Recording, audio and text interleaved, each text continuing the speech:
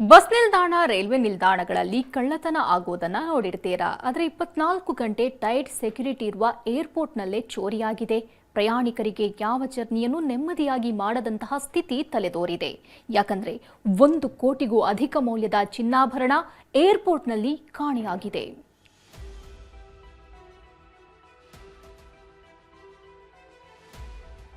Check in ಮಾಡಿದೆ cabin bag. ಅದು ಊರಿಗೆ ಹೋಗಿ ನೋಡೋದ್ರಲ್ಲಿ ಇರಲೇ ಇಲ್ಲ ಒಡವೆ.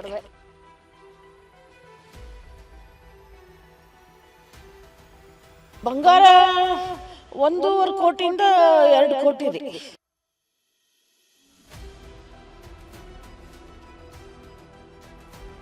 ಮುಕ್ಕಾಲು ಕೆಜಿಯಷ್ಟು ಚಿನ್ನ, 20 ಲಕ್ಷ ಮೌಲ್ಯದ ವಜ್ರಾಭರಣ. ಮಗನ ಮದುವೆಗಾಗಿ ಈ ತಾಯಿ ಚಿನ್ನಾಭರಣ ಖರೀದಿಸಿದ್ರು. ಆದರೆ ಬ್ಯಾಗ್ನಲ್ಲಿದ್ದ ಚಿನ್ನ ಮಂಗಮಾಯವಾಗಿದೆ. ಏರ್ಪೋರ್ಟ್ ಸಿಬ್ಬಂದಿ ಮೇಲೆ ಸಂಶಯ ಮೂಡಿದೆ.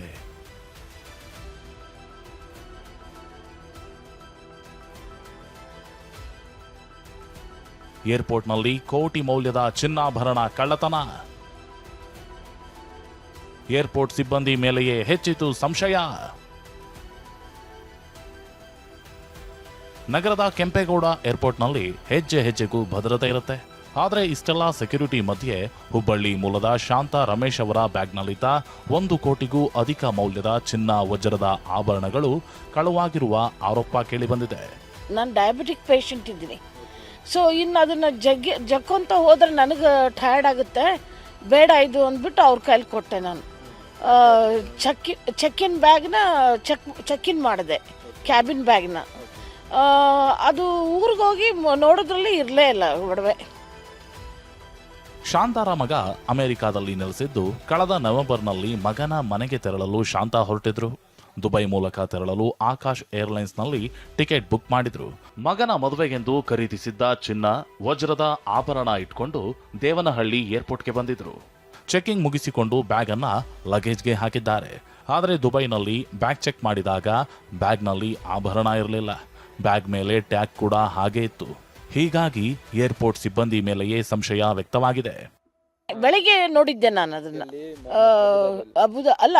ಬೆಂಗಳೂರಲ್ಲಿ ಬೆಳಿಗ್ಗೆ ನೋಡಿದ್ದೆ ಸೂಟ್ಕೇಸಲ್ಲಿ. ಆಮೇಲೆ ಅಲ್ಲಿ ಹೋಗೋಣ ಫಸ್ಟ್ ನೋಡಿದ್ದೆ ಅದನ್ನ. ಇರ್ಬೋದು, ಯಾಕಂದ್ರೆ ಯಾರು ಅಂತ ನಾವು ಹೆಂಗೆ ಹೇಳೋಕ್ಕಾಗುತ್ತೆ. ಅಲ್ಲ, ಗೊತ್ತಿದ್ದಾರೆ ಮಾಡಿದ್ದಾರೆ, ಯಾರು ಚೆಕ್ ಮಾಡಿದಾರ ಅವರೇ ಮಾಡಿದ್ದಾರೆ. ದುಬೈ ಏರ್ಪೋರ್ಟ್ನಲ್ಲೇ ದೂರು ನೀಡಿ ಶಾಂತಾ ಅವರು ಅಮೆರಿಕಾಗೆ ತೆರಳಿದ್ರು. 4 ತಿಂಗಳ ಬಳಿಕ ಊರಿಗೆ ಬಂದಿದ್ದು ಏರ್ಪೋರ್ಟ್ ಪೊಲೀಸ್ ಠಾಣೆಗೆ ದೂರು ನೀಡಿದ್ದಾರೆ. 790 ಗ್ರಾಂ ಚಿನ್ನ, 20 ಲಕ್ಷ ಮೌಲ್ಯದ ವಜ್ರಾಭರಣ, 20,000 ಮೌಲ್ಯದ ಮೆಡಿಸಿನ್ ಕಾಣೆಯಾಗಿದೆ ಅಂತ ಉಲ್ಲೇಖಿಸಿದ್ದಾರೆ. ಪೊಲೀಸರ ತನಿಖೆಯಲ್ಲಿ ಅಸಲಿ ಸತ್ಯ ಬಯಲಾಗಬೇಕಿದೆ. ನವೀನ್, ಟಿವಿ9, ದೇವನಹಳ್ಳಿ.